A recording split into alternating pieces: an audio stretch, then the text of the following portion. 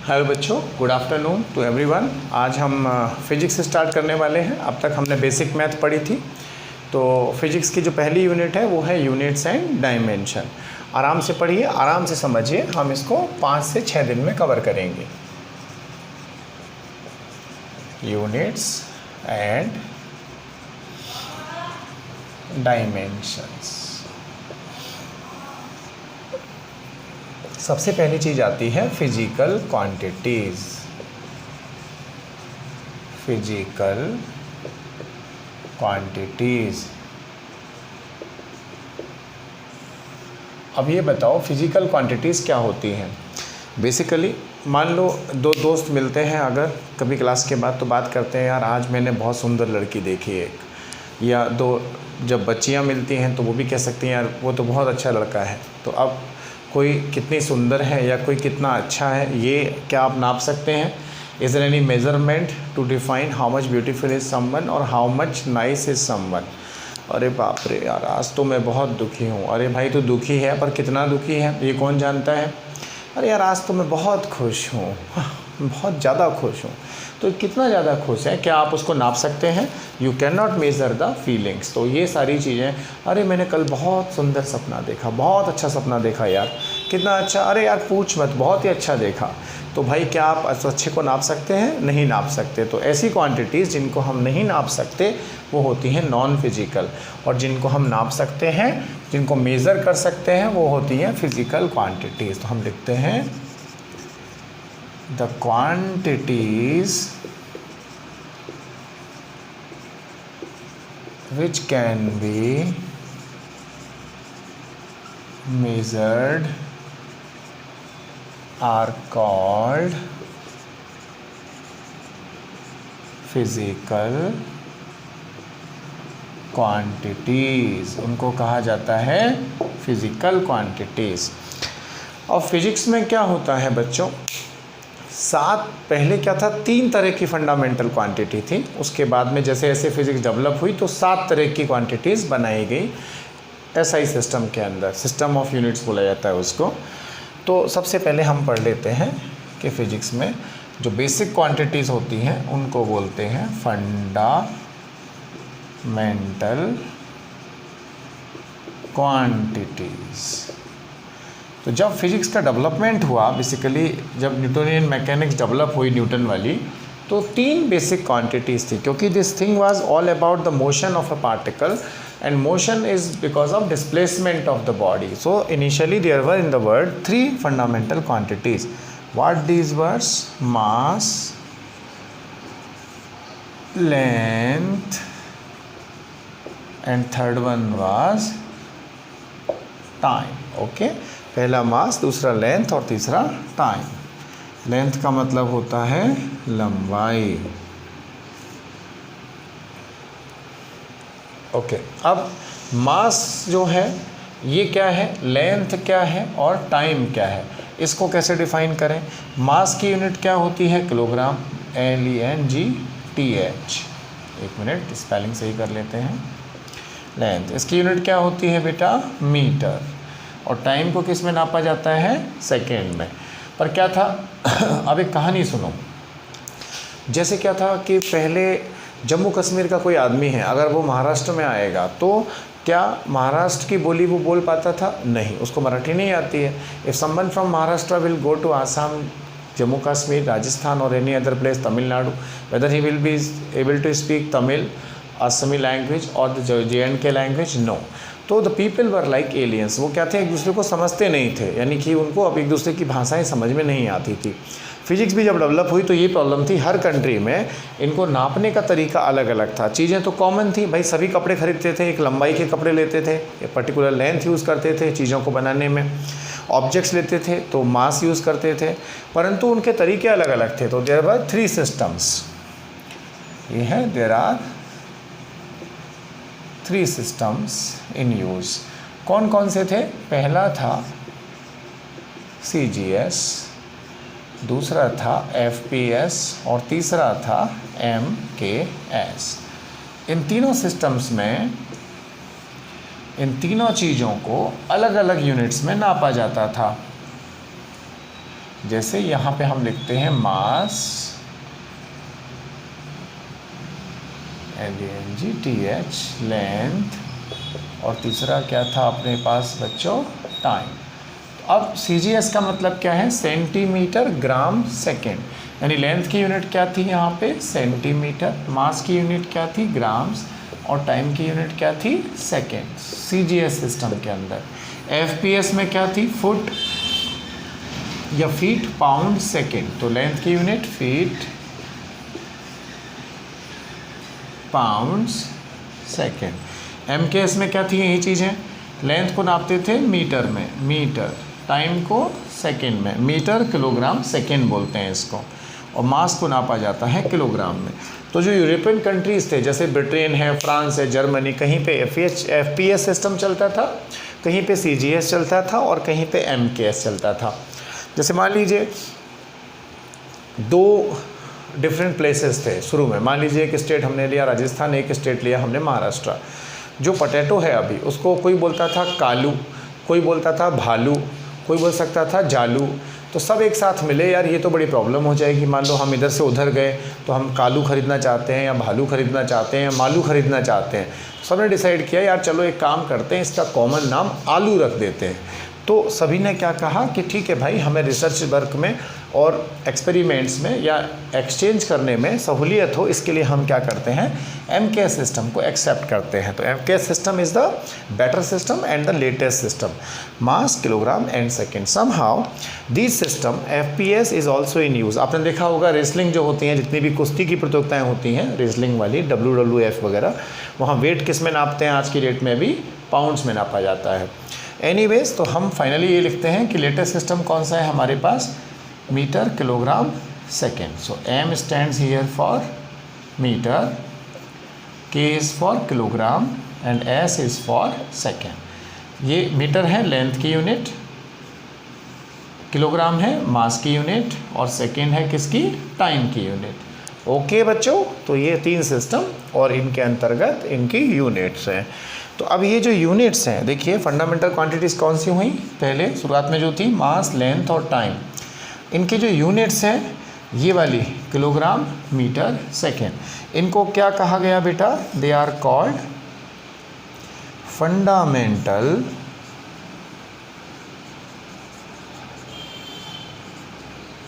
Units. इन units को ही बोला गया फंडामेंटल यूनिट्स। कॉपी करिए इसको, देखिए आराम से।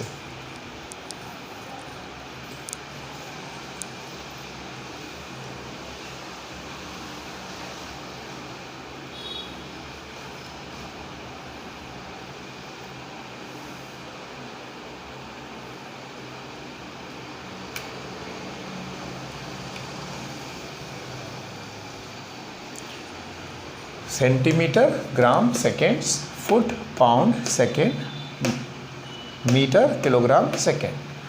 तो CGS में यूनिट्स क्या हो गई, मास की ग्राम, लेंथ की सेंटीमीटर, टाइम की सेकेंड। FPS सिस्टम में मास की यूनिट पाउंड्स, लेंथ की फीट और टाइम की सेकेंड। ऐसे ही MKS में क्या हुआ, मीटर हुआ लेंथ के लिए, किलोग्राम मास के लिए, और टाइम सेकेंड के लिए।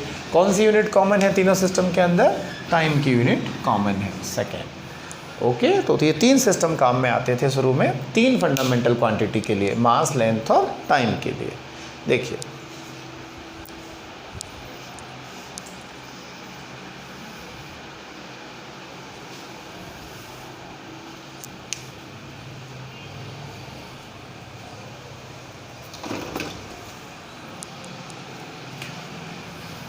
अब जैसे जैसे बेटा समय बीतता गया, तो धीरे धीरे क्या फिजिक्स की और भी ब्रांच डेवलप होने लगी। जैसे पहले क्या था, केवल मैकेनिक्स थी जो न्यूटन ने डेवलप की, जिसमें हम मोशन के बारे में पढ़ते थे, बॉडीज़ की मोस्टली, जिसमें ज़्यादातर हमें इन्हीं 3 चीज़ों की ज़रूरत पड़ती थी। अब समय के साथ क्या हुआ, फिजिक्स डेवलप होती गई, अगली ब्रांचेस क्या हो गई, डेवलप होने लगी, तो नई क्वांटिटीज़ आने लगी। तो हमने नया सिस्टम बनाया, SI सिस्टम।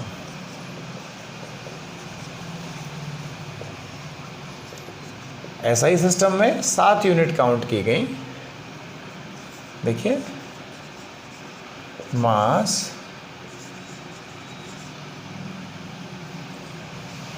लेंथ, टाइम, एक और आई नई इलेक्ट्रिक करंट, पांचवा आया टेम्परेचर नई यूनिट, छठा क्या आया टेम्परेचर के बाद, amount of substance,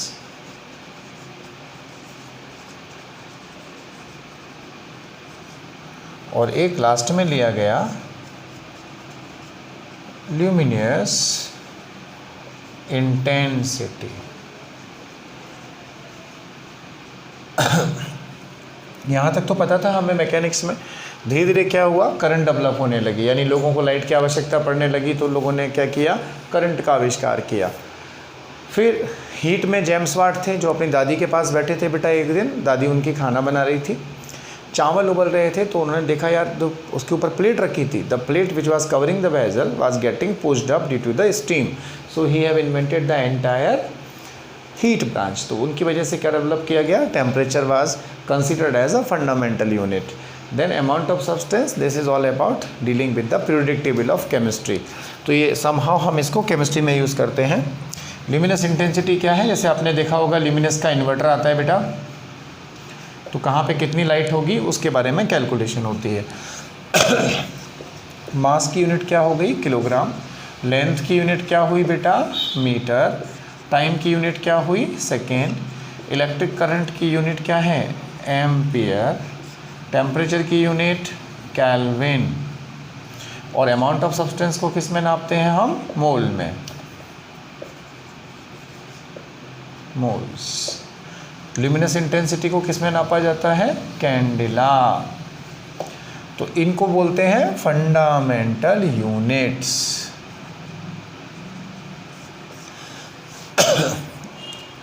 one minute, ये क्वांटिटीज़ है ना, तो इनको बोलो फंडामेंटल क्वांटिटीज़, और ये हो गई हमारी FU यानी कि fundamental units, kilogram, metre, second, ampere, kelvin, mole और कैंडिला। तो ऐसा ही सिस्टम का मतलब क्या हुआ, इंटरनेशनल सिस्टम कहा जाता है, इसकी शॉर्ट फॉर्म बना रखी है ऐसा ही सिस्टम, यानी कि ये इंटरनेशनल सिस्टम है जिसमें 7 फंडामेंटल क्वांटिटीज़ हैं बेटा, और उनकी जो यूनिट्स हैं वो कैसी हैं, 7 फंडामेंटल यूनिट्स हैं। देखिए इसको आराम से,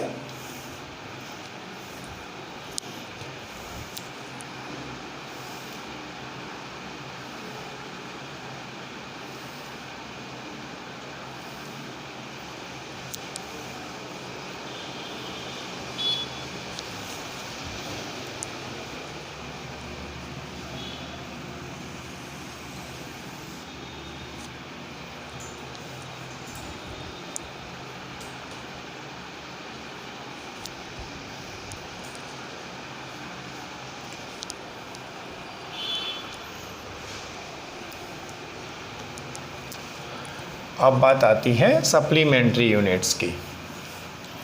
ये फंडामेंटल हो गई 7, पर बेसिकली हमारे सिलेबस में जो हम पढ़ते हैं वो मोस्टली 5 ही हमारे काम की हैं, मास, लेंथ, टाइम, उसके बाद में टेम्परेचर काम में लेते हैं, और अमाउंट ऑफ सब्सटेंस।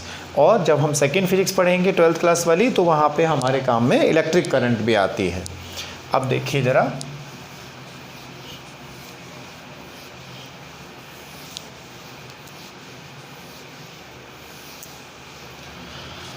देखो बच्चों,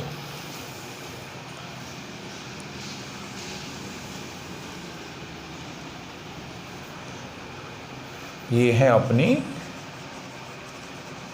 सप्लीमेंट्री यूनिट्स। सप्लीमेंट्री यूनिट्स क्या होती हैं ये ज़रा समझिए। सबसे पहले हम पढ़ते हैं रेडियन। रेडियन क्या है, जैसे ये कोई आर्क है, इसकी लेंथ L है, मान लीजिए AB इज़ एन आर्क, ये एंगल कितना बनाता है सेंटर पर, थीटा, और इसकी रेडियस जो है वो है कैपिटल R। तो आप जानते हैं एंगल इज इक्वल टू क्या होता है, आर्क अपॉन रेडियस, तो theta is equals to L upon R। Now if L is equal to R, then theta will be R by R, यानी कि 1 radian. So 1 radian is equal to the angle subtended by an arc which is having a length equal to radius of the arc. यानी ऐसा arc जिसकी length radius के बराबर हो, तो वो जो एंगल सबटेंड करता है सेंटर पर उसको क्या बोलते हैं? रेडियन। ओके बच्चों, वेरी गुड। दूसरा होता है स्टेरेडियन। स्टेरेडियन क्या है? जैसे मान लीजिए कोई फुटबॉल ले ली हमने। फुटबॉल और सर्कल में क्या डिफरेंस होता है? सर्कल एक यानी कि ऐसे रिंग है, छल्ला है, एक 2D प्लेन में होता है, यानी हम उसको यहाँ रख सकते हैं। मान लीजिए अगर हम इसको x माने, इसको y, तो हम रिंग को 2D प्लेन में रख सकते हैं। अब 3D प्लेन क्या है? जैसे एक गोला है, बोले तो फुटबॉल। फुटबॉल पे मान लीजिए यहाँ पे कुछ एक स्पॉट है, तो ये जो एंगल बना रहा है सेंटर पे फुटबॉल का, ये जो स्पॉट है आपने भी देखी होगी, इसको अगर हम ऐसे दिखाते हैं सॉलिड एंगल को, तो इसको क्या लिखा जाता है? a/r²। यूनिट क्या हो गई इसकी? स्टेरेडियन। तो if a = r², then it is 1 steradian.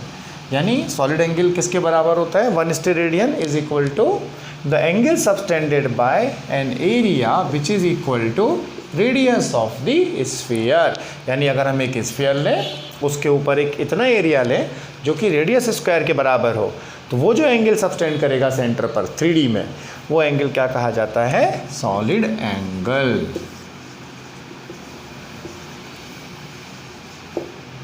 देखो बेटा इसको,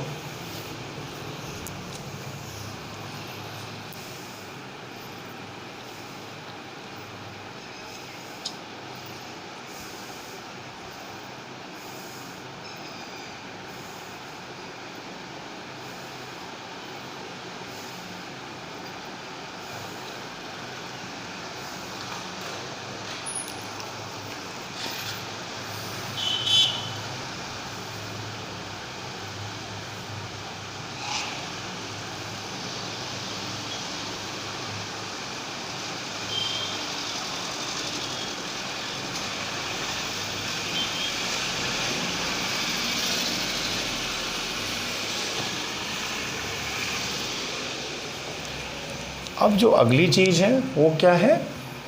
देखिए, वो है डिराइव्ड क्वांटिटीज़।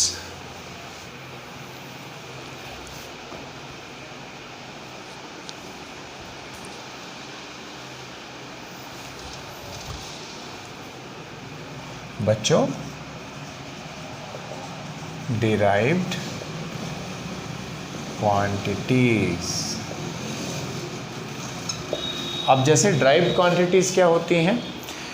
जिनको हम फंडामेंटल की हेल्प से ड्राइव कर सकते हैं, उनको बोलते हैं derived quantities. Means the quantities which can be derived with the help of fundamental quantities are called derived quantities and their units are called derived units. देखिए, the quantities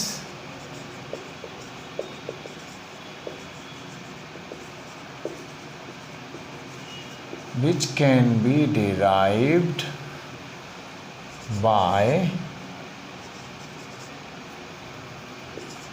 one or more than one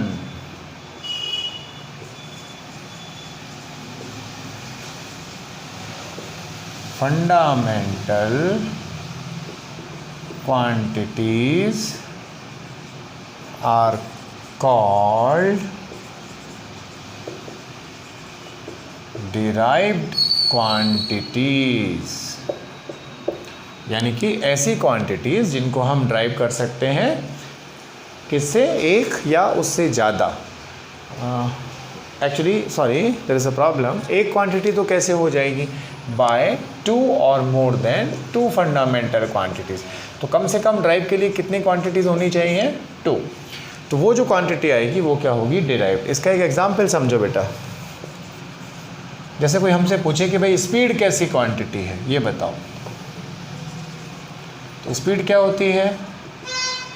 distance upon time. अब distance क्या है? कोई भी object एक जगह से दूसरी जगह गया तो उसने कुछ डिस्टेंस कवर्ड की, राइट। तो डिस्टेंस की जो यूनिट है एम के सिस्टम में वो क्या है, मीटर। टाइम की यूनिट क्या होगी, सेकेंड। तो यूनिट क्या हो गई स्पीड की, मीटर पर सेकेंड। बट क्या आप जानते हैं what is this metre, in fact it's a length. What is the second? It's a time. Basically speed has been derived by using the length and time. So can you see, speed is a derived quantity, being it has been derived by using the fundamental quantity length and fundamental quantity time. अब इसकी जो unit है कौन सी, unit क्या है इसकी, metre per second. इस unit को क्या बोलेंगे, डिराइव्ड यूनिट। तो जो क्वांटिटीज़ ओरिजिनल होती हैं वो तो फंडामेंटल हैं, बेसिक जो हैं, जिनको हम उन फंडामेंटल की हेल्प से ड्राइव करते हैं उनको बोलते हैं ड्राइव क्वांटिटीज़, और उनकी यूनिट्स को बोलते हैं डिराइव्ड यूनिट्स। देखिए इसको आराम से,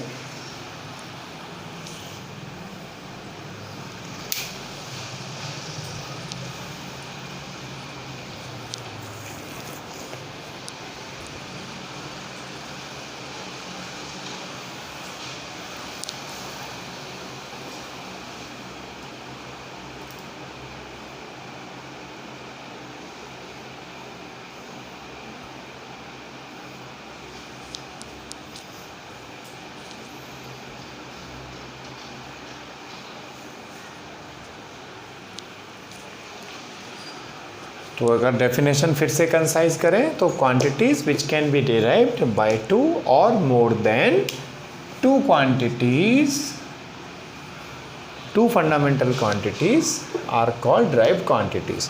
तो कम से कम उसमें कितनी फंडामेंटल यूज़ होंगी ड्राइव करने के लिए, दो फंडामेंटल यूज़ होंगी।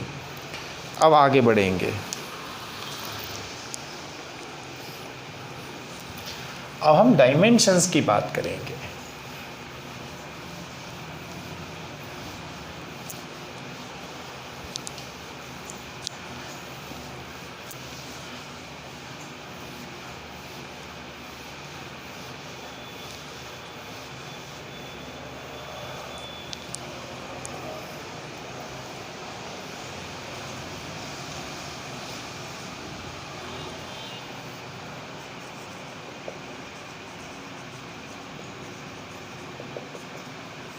Dimensions.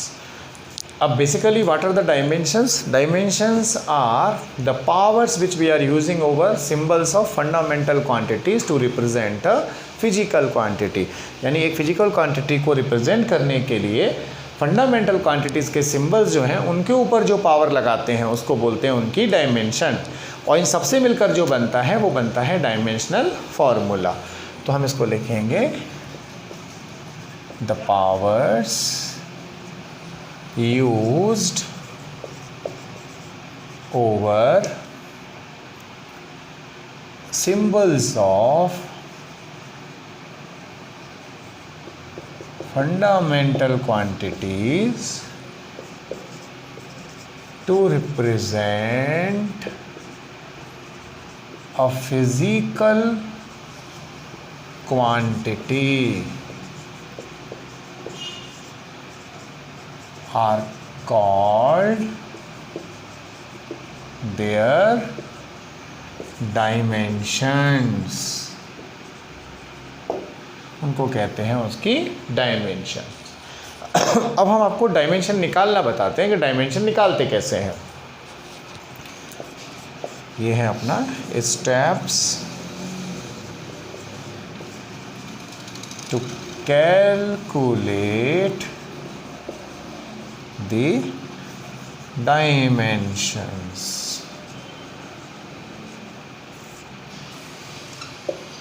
सबसे पहला स्टेप क्या है, राइट द फॉर्मूला। सबसे पहले क्या करिए, जिस भी क्वांटिटी की डायमेंशन निकालनी है उसका फॉर्मूला लिखिए। सेकंड स्टेप क्या है, राइट द यूनिट्स, उसकी यूनिट्स लिखिए। तीसरा, यूज द सिंबल्स। सिंबल्स क्या होते हैं, देखिए जहाँ कहीं भी किलोग्राम आ रहा है यूनिट के अंदर, अगर 1 सेकेंड, मीटर का मतलब लेंथ, तो एल यूज़ करिए, किलोग्राम के लिए एम, और सेकेंड के लिए टी यूज़ करेंगे। टेम्परेचर अगर कहीं पे आता है, अभी नहीं आएगा फिर भी ध्यान रखिए, तो थीटा यूज़ करते हैं, ठीक है बच्चों। और करंट के लिए ए यूज़ करते हैं। अमाउंट ऑफ सब्सटेंस के लिए मोल, ये केवल एक ही चीज़ में हमारे काम आता है, बाकी इसका कोई महत्व नहीं है, राइट। पहले फॉर्मूला लिख दो, फिर यूनिट्स लिख दो, और उसमें सिंबल्स यूज़ करो, तो आपको मिल जाएगा डायमेंशनल फार्मूला। देखें इसको पहले स्टेप्स को।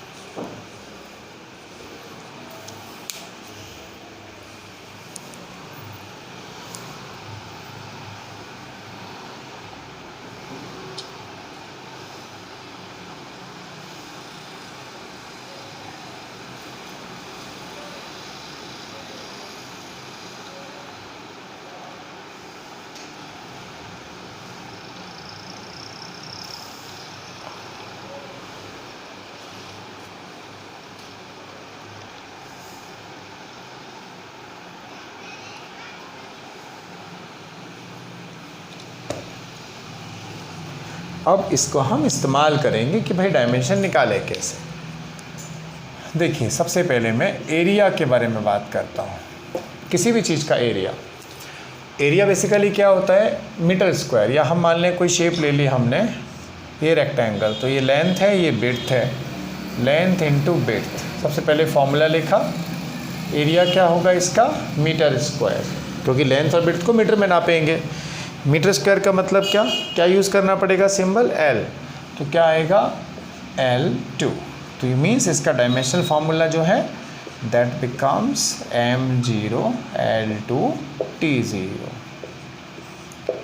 ओके, पहले फार्मूला लिखा, फिर यूनिट्स लिखी, फिर उसके बाद में हमने, क्योंकि यहाँ इसका मतलब है एरिया के एक्सप्रेशन में mass appears 0 time, time appears 0 time, length appears 2 times. इसको स्क्वायर ना बोलो, रूटीन में बोल देते हैं, but actually it is L2।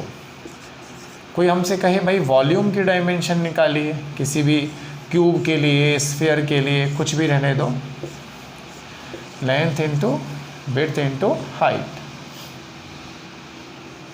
एक मिनट सुनिए ज़रा, ये हो गया अपना लेंथ, विड्थ और ये हाइट। फॉर्मूला क्या हुआ, LBH, ये अपना फॉर्मूला। यूनिट्स क्या, तीनों लेंथ है एक तरह से, तीनों को मीटर में नापेंगे, तो यूनिट क्या बनेगी इसकी, मीटर क्यूब। तो डायमेंशन क्या होगी, m0, यानी मास है क्या इसमें, नहीं है, यूनिट को लिख देता हूँ जिससे आप कंफ्यूज ना हो, मीटर क्यूब। लेंथ मीटर की जगह L 3 टाइम्स, और time is not there. Okay, number 3, मान लो एक पार्टिकल A पॉइंट से B पॉइंट तक जाता है ऐसे घूम के। तो अगर हम डिस्टेंस की बात करें कि भाई डिस्टेंस की डायमेंशन क्या होगी, तो distance is here to here, this will be some length, is this और not, length of the path. तो इसकी जो लेंथ है उसकी यूनिट क्या आएगी बताइए, मीटर। तो डायमेंशन क्या हो गई, m0 L1 T0, because distance is a length. फिर अगर हम डिस्प्लेसमेंट की बात करें, तो डिस्प्लेसमेंट क्या होता है, initial to final. Displacement is also a length. Displacement का मतलब होता है लीनियर डिस्टेंस, यानी इनिशियल को और फाइनल को आप एक लाइन से मिला दें, that is representing displacement. Shortest distance is called displacement, but even though it is a distance, so its dimension is also same. So distance का और डिस्प्लेसमेंट का डायमेंशन सेम होता है, because see distance is the length of total path, right, and displacement is the linear distance, shortest path. Okay, पर दोनों ही क्या है, एक लंबाई है, तो दोनों लेंथ है, इस वजह से दोनों की डायमेंशन क्या है मेरे बच्चों, सेम है। ओके, देखो यहाँ तक।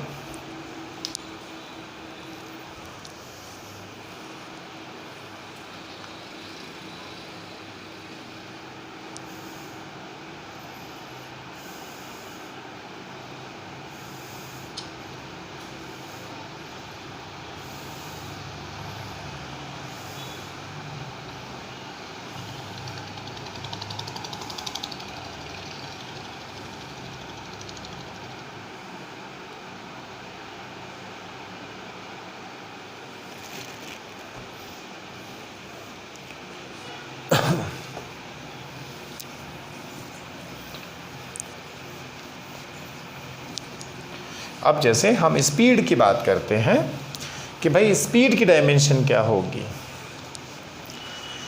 और बच्चों बेसिक मैथ्स के वीडियोस वगैरह देख रहे हो, उनको देखो, डेली एक वीडियो कवर करो, पुरानी डीपीपीस को सॉल्व करो, जो भी नहीं आता है मुझे फ़ोन करो या सॉल्यूशन से हिंट लो, पर रेगुलर करो बेटा, जो भी करो। अगर आप रेगुलर नहीं करेंगे तो आपको दिक्कत आएगी।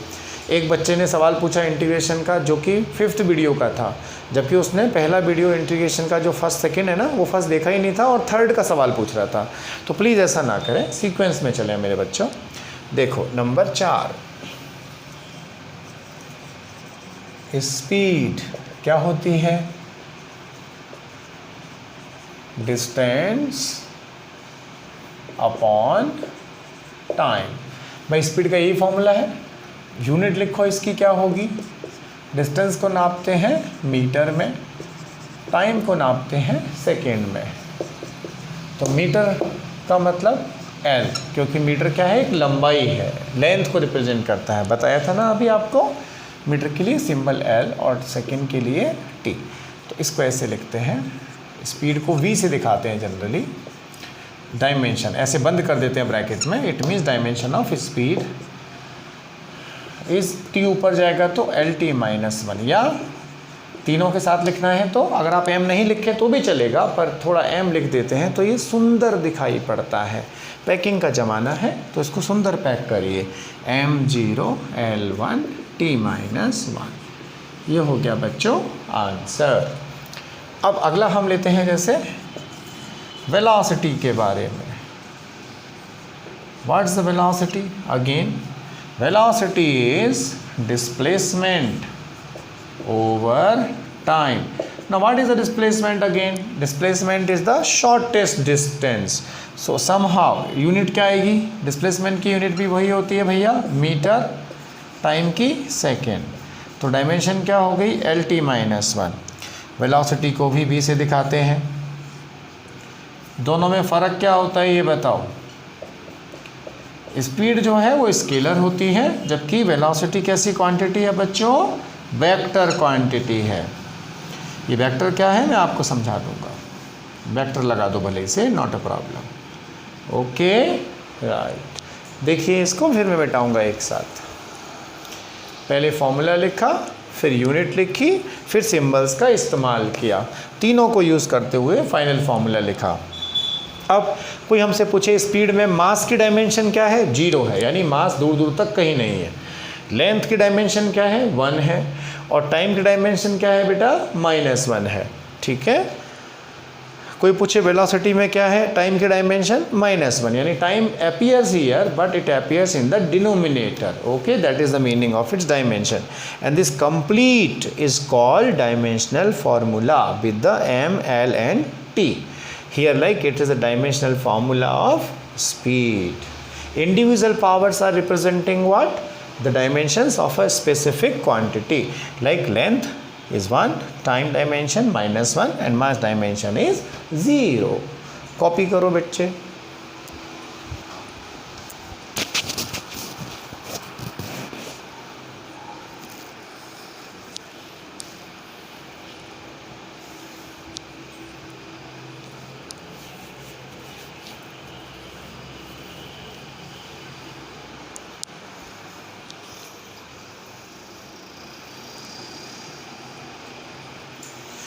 अब जैसे हम अगला लेते हैं, स्पीड के बाद में क्या आता है, एक्सेलरेशन।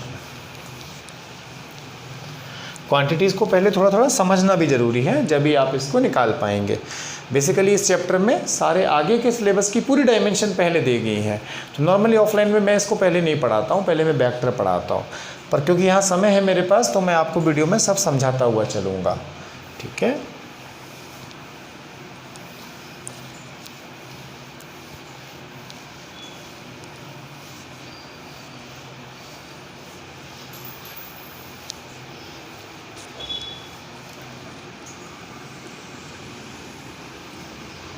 अब जैसे ये देखो, कोई हमसे कहे तीसरी क्वांटिटी एक्सेलरेशन,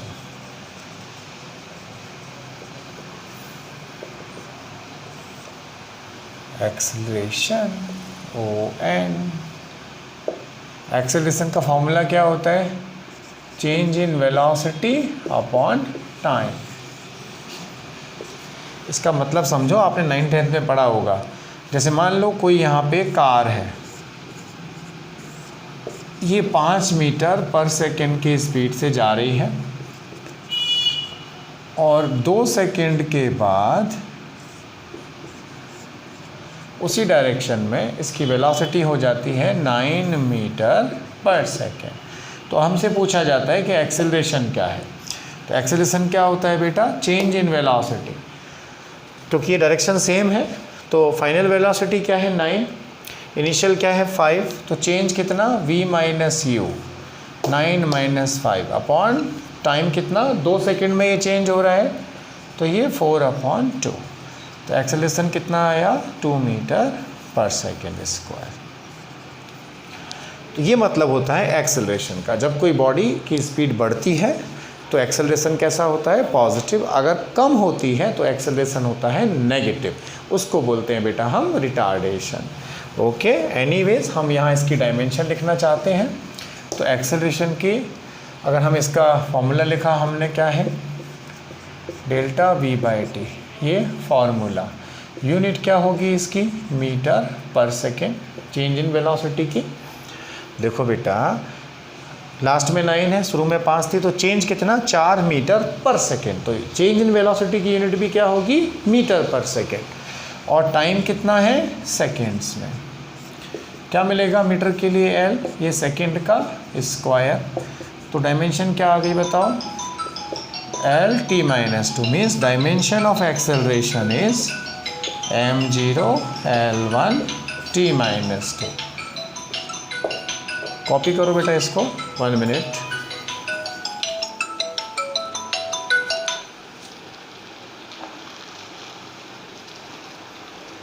हेलो हेलो, हाँ मैम।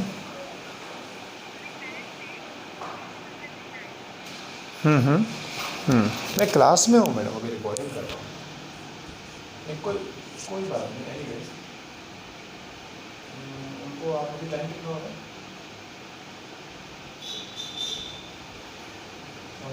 4:30 हो जाता है।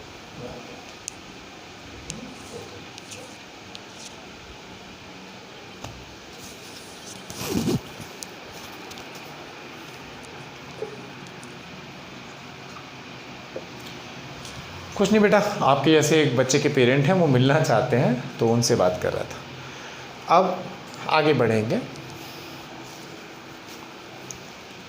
एक्सेलरेशन के बाद जो क्वांटिटी आती है वो है बच्चों फोर्स। फोर्स क्या होता है?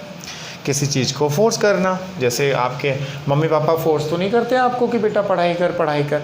फोर्स ज़रूरी है। फोर्स करने से ही क्या होता है? बॉडी में एक्सेलरेशन आता है, मतलब बॉडी चलने लगती है, राइट। तो अगर मान लो ये कोई बॉडी है, फोर्थ क्वांटिटी है फोर्स। हम इसकी डायमेंशन निकाल रहे हैं, ठीक है बच्चों। इस पे हमने F फोर्स लगाया। Here is a body, we are applying the force of F, its mass is m, so Newton's second law says that F is equal to ma, means on to change the state of a body, definitely the physical quantity what we required is called the force. It's not just about pushing and pulling. Force can change the state of the body, means if it is in motion it will bring it into the rest, and if it is at rest it will bring it into the motion. So anyways, so this is the formula. Now as per the requirement write the dimensions, मतलब unit लिखेंगे इसका kilogram, acceleration is metre per second square. See here the unit of acceleration, meter per second square, right? So what will be the dimension? Kilogram represented by m, meter with the L, and time with the second. Okay, so this is the value of force.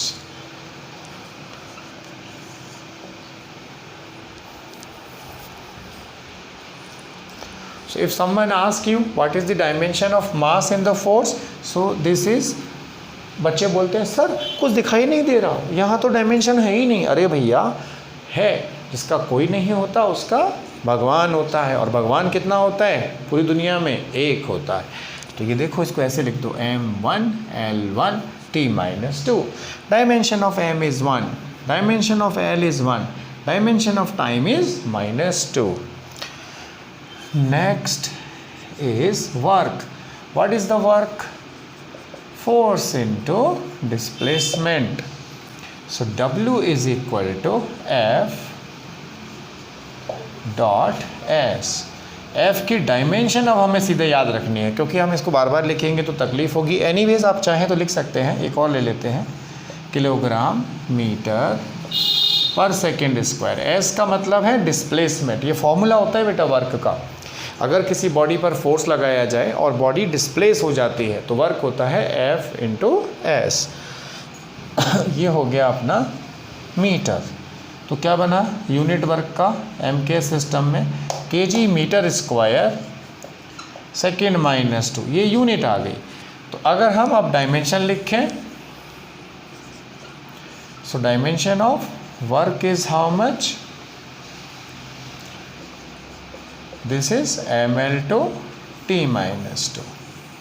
Okay, that's the answer.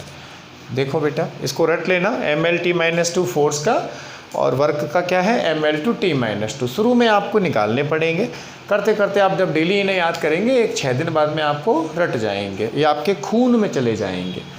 इनको मतलब ऐसा injection लगाओ कि तुम गिरो कहीं पे तो खून के साथ ये डायमेंशन बहनी चाहिए, परंतु भगवान ना करे कि आप गिरे। It means just you inject it in your blood, you should not forget it. Okay, copy करिए।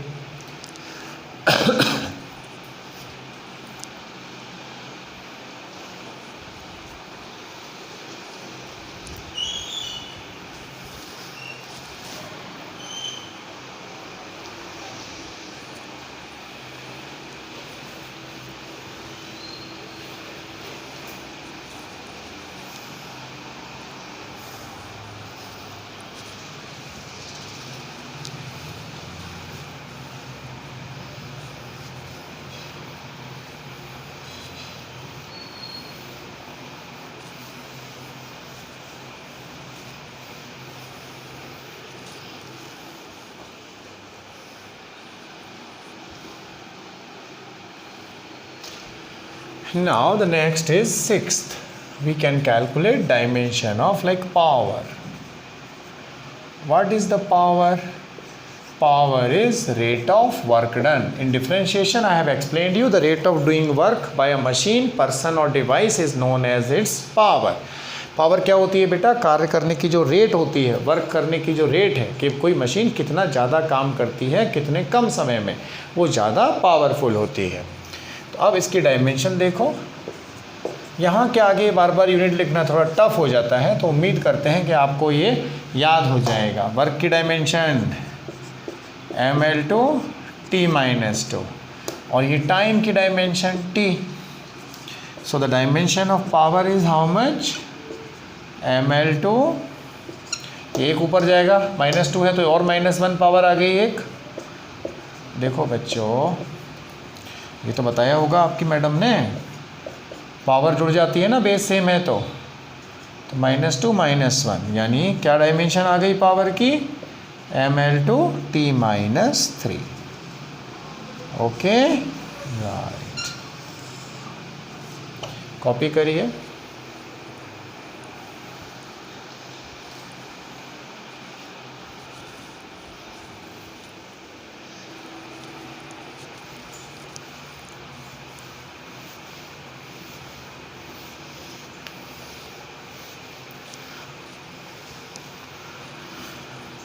अगला देखिए 7वां।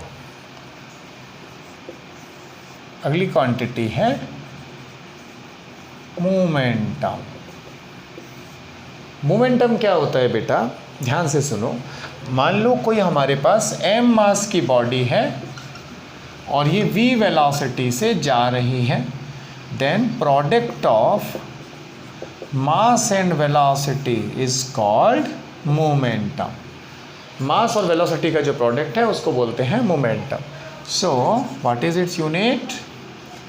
Being the p is mb, mass की यूनिट क्या है? किलोग्राम, वेलोसिटी की metre per second.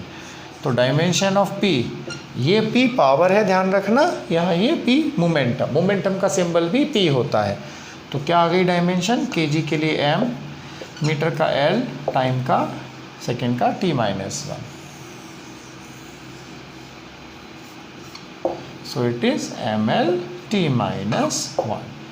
Any problem to anyone? Good, copy कर लीजिए।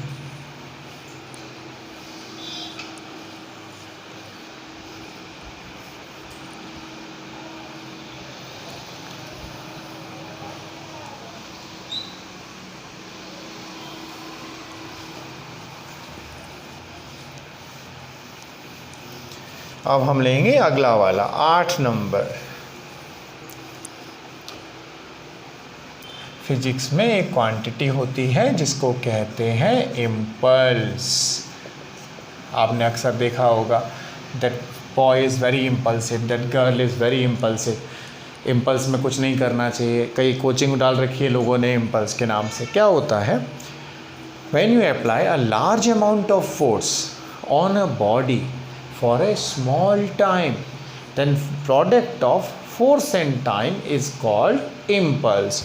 यानी कि हमको पता है ना, F जो है, सेकेंड लॉ ऑफ न्यूटन क्या होता है? F is equal to dp upon dt, यानी external force is equal to rate of change of momentum. तो ये जो प्रोडक्ट है F डॉट dt, ये क्या हो जाता है? dp के बराबर। इसको कहते हैं हम इम्पल्स मोमेंटम थ्योरम। तो बेसिकली ये जो टर्म हो गई वो क्या हो गई? Impulse, F dot dt। यानी लार्ज अमाउंट का फोर्स छोटे से टाइम के लिए किसी बॉडी पर लगता है तो उसके प्रोडक्ट को कहते हैं इम्पल्स। जैसे कि महेंद्र सिंह धोनी है, किसी ने बॉल कराई, मान लो पाकिस्तानी प्लेयर ने, उठा के उसने ज़ोर से छक्का मारा, यानी कि बहुत ज़्यादा फोर्स लगाया, किस पे? बॉल पे। पर टाइम ऑफ कांटेक्ट क्या है? बैट का और बॉल का बहुत छोटा है कि नहीं है? Then this product of large force on the ball and time of contact is very less. तो वो जो प्रोडक्ट है दैट इज कॉल्ड इम्पल्स। तो अब इसकी डायमेंशन क्या होगी? अगर मैं आई बनाऊँ इसको, इम्पल्स को, फोर्स की डायमेंशन mlt-2, dt क्या है? छोटा टाइम है, 2 मिलीसेकेंड, 1 मिलीसेकेंड पर ये क्या है? सेकेंड ही तो है भाई, फंडामेंटली क्या हुआ? सेकेंड हुई। तो इसकी डायमेंशन क्या टाइम की? t, यानी इम्पल्स क्या आ गया? mlt-1। Okay, right. अब हम लेंगे 9 नंबर। देखिए इसको,